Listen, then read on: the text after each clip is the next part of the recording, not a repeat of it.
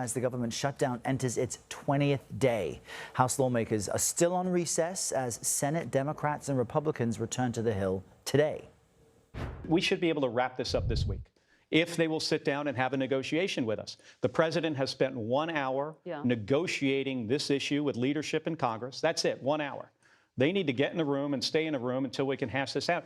This is absolutely, totally ridiculous to sit here and say we're afraid people cannot afford their health care, but at the same time, we're going to deny them their paycheck. Those two things do not match up, and Democrats need to actually be honest about it.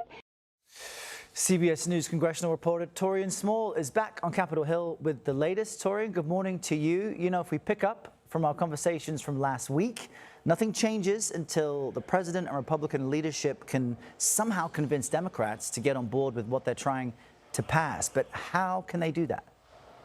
Well, it's unclear if that's the purpose of this meeting, Errol. We know that the president has been firmly behind the direction of Republican leadership here on the Hill, saying that it's up to Democrats to end this shutdown stalemate. Democrats, including leader Chuck Schumer, said that he has not had any conversations with the White House about any type of resolution moving forward. So it appears that this could be another way for the president to ensure that Republicans are on the same page when it comes to what they're looking for out of this. And so far, it's been to push forward a clean, continuing resolution with no changes to it. We know that Leader Thune is open to other possibilities, but it's unclear whether or not the president will be on board with standalone bills, for example, Errol.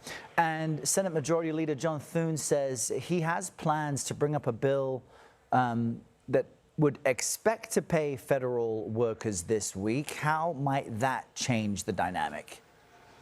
Well, it could be an option or measure to force Democrats' hands here. The biggest message that Democrats have been putting out is that this is the fight for people's health care. And as we heard Senator Katie Britt there in that mashup of sound, she's saying it's a bit hypocritical to say that you're for one thing, but not for paying these same Americans you're looking to fight for. Democrats have said for weeks now that they would be on board with standalone bills. But again, this is just a temporary Band-Aid, a small fix on a larger problem. They still have massive appropriations they have to push out because this stopgap measure would only see the government reopen until mid-November.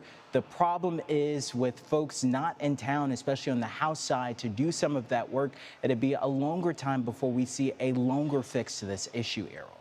All right, Torian Small on Capitol Hill. Torian, thanks.